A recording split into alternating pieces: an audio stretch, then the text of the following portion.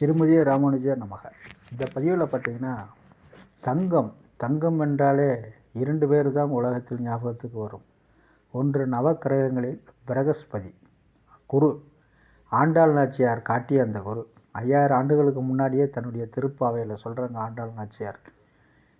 புள்ளின் வாக்கீண்டானை பொல்லாதார் அக்கனை கிள்ளி கிளைந்தானை கீர்த்திமை பாடி போய் பிள்ளைகள் எல்லாரும் பாவை கிளம்புக்கார் வெள்ளி எழுந்து வியாழன் உறங்கிற்று அப்படிங்கிறாங்க.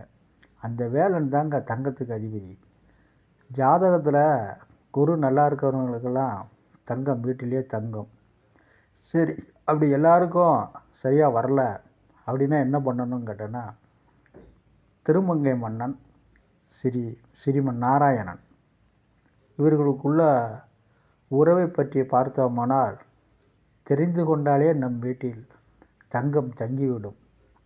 பேயாழ்வார் தன்னுடைய பாசுரத்தில் சொல்கிறாரு, தேகம் திரளும் திருவும் உருவமும் மாசில் குடிப்பரப்பும் மற்றவையும் பேச்சில் வளம்புரிந்த வான்சங்கம் கொண்டான் பேராத நலம்புரிந்து சென்றடையும் நன்கு அப்படிங்கிறாரு.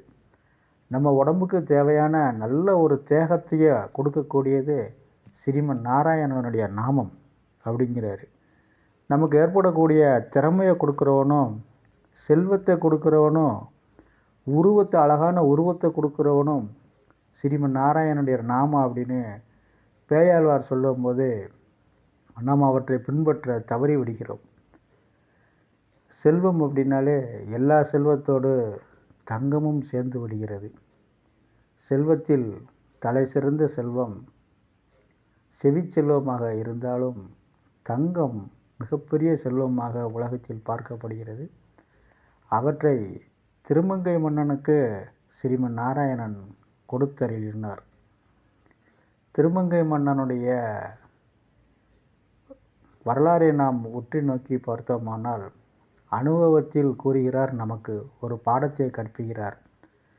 தங்கம் மட்டும் இல்லைங்க, ஸ்ரீமன் நாராயணனுடைய நாமத்தை சொன்னோம்னா குலம் தரும், செல்வம் தந்திடும், அடியார் படுதுயர் ஆயனவெல்லாம் நிலந்தரச் செய்யும், நீள் வசும்பொருளும் அருளோடு பெருநிலம் அளிக்கும்,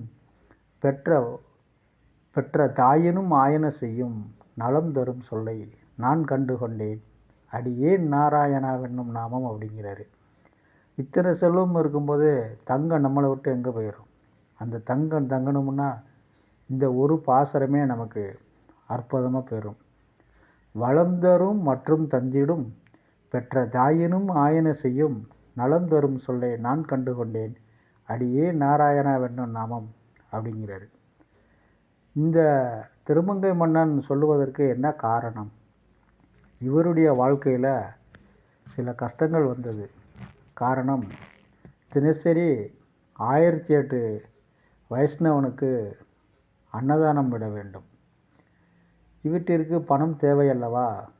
இவற்றிற்கு பத்தாத காரணத்தினால்தான் இந்த மன்னன் வழிப்பறி செய்து கொள்ளையடிக்க முயன்றார்.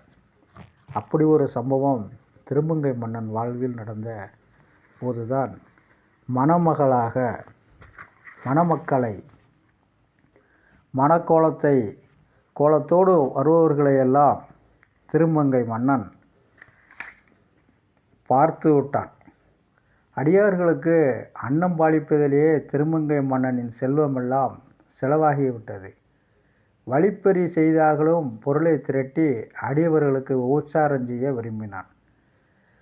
தனக்குற்ற துணைவராக சிலரை சேர்த்து கொண்டு அங்கங்கே சென்று வழிப்பறி செய்து வந்தவன் திருமங்கை மன்னன். வழிப்பறி செய்து கிடைத்த பொருள்களை கொண்டு வைஷ்ணவ அடியார்களுக்கு வழக்கம் போலவே அந்த 1008 வைஷ்ணவனுக்கு உணவளித்து வந்தார். இவர் களவு செய்து அடியார்களுக்கு உதவி செய்யும் திருமங்கை மன்னனுக்கு அருள் செய்ய திருமால் திருவுள்ளம் கொண்டார். எனவே ஒரு நாள் அந்தணராக வடிவம் கொண்டு இலக்குமி பிராட்டியுடன் புதுமண தம்பதியர் போல புறப்பட்டார் ஸ்ரீமன் நாராயணன். திருமங்கை மன்னன் இருக்கும் இடத்துக்கே வழிப்பறி செய்வதற்காக தங்கியிருக்கும் திருமங்கை மன்னன் இடத்துக்கே சென்றார் ஸ்ரீமன் நாராயணன். மணக்கோலத்தில் வருபவர்களை திருமங்கை மன்னன் பார்த்து விட்டான். இரவு வேளையில் நல்ல வேட்டை கிடைத்ததென்று உள்ளம் மகிழ்ந்தான். பல வகை ஆயுதங்களுடன் சென்று அவர்களை மடக்கினான். அணிகலன்கள் அனைத்தையும் பறித்து கொண்டான். ஆனால் மணக்கோலத்தில் இருக்கும் திருமாலின் திருவடியில் அணிந்திருக்கும் கால் மோதிரம் ஒன்றை மட்டும் கலட்ட முடியவில்லை.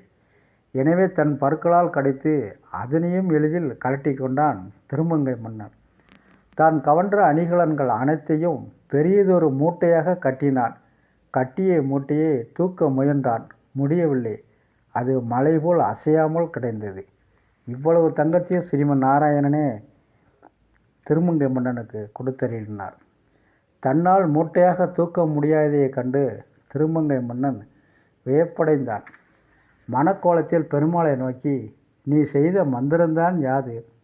மூட்டையை தூக்க முடியாமல் செய்யும் அந்த மந்திரத்தை உடனே கூறு என்று வாளை காட்டி ஸ்ரீமன் நாராயணனிடமே வாளை காட்டினான் திருமங்கை மன்னன். அப்போது திருமங்கையை தன்னருகே வருமாறு திருமால் சைகை செய்தார். வஷ்டாட்சர மகா மந்திரமான நாராயணா மந்திரத்தை உபதேசித்தார். பின் கருட வாகனத்துடன் காட்சி தந்து மறைந்தருளினார். இந்த மன்னனுக்கு தூக்க முடியாத தங்கத்தை கொடுத்தவர் யாருன்னா ஸ்ரீமன் நாராயணன். நாம் தங்கம் தங்க வேண்டுமென்றால் ஸ்ரீமன் நாராயணனுடைய பாசுரங்களை படித்தோம் என்றால் நமக்கு தங்கம் எளிதில் கிடைத்துவிடும். அவர் கூறிய வரிகள் என்னன்னு கேட்டிங்கன்னா, குலம் தரும் செல்வம் தந்திடும் அடியார் படுதுயர் ஆயினவெல்லாம் நிலந்தரச் செய்யும் நீள்வசும்பருளும் அருளோடு பெருநிலம் அளிக்கும் வளம் தரும் மற்றும் தந்திடும் பெற்ற தாயினும் ஆயின செய்யும் நலம் தரும் சொல்லை நான் கண்டுகொண்டேன் அடியேன் நாராயணாவென்னும் நாமம் அப்படிங்கிறாரு இந்த திருமங்கை மன்னன். இந்த திருமங்கை மன்னன் அழகான பாசுரங்களை எல்லாம் நமக்கு அள்ளி கொடுக்கிறார். நமக்கு கிடைத்த இந்த பாசுரங்களை வைத்தே தங்கம் தங்குவதற்கு என்ன வழி என்பதை நாம் புரிந்து கொள்ள வேண்டும். ஸ்ரீமன்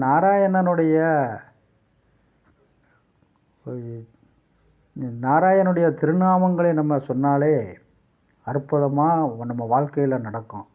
தங்கம் மட்டும் இல்லைங்க, மற்றதும் நமக்கு நடக்கும். தேகம் திரளும் திருவும் உருவமும் மாசில் குடிப்பரப்பும் மற்றவையும் பேசில் வளம்புரிந்த வான்சம்பம் கொண்டான் பேராத நலம்புரிந்து சென்றடையும் நன்கு அப்படிங்கிறாரு. திருமங்கை மன்னன் திருவடிகளே சரணம். நமஸ்காரம்.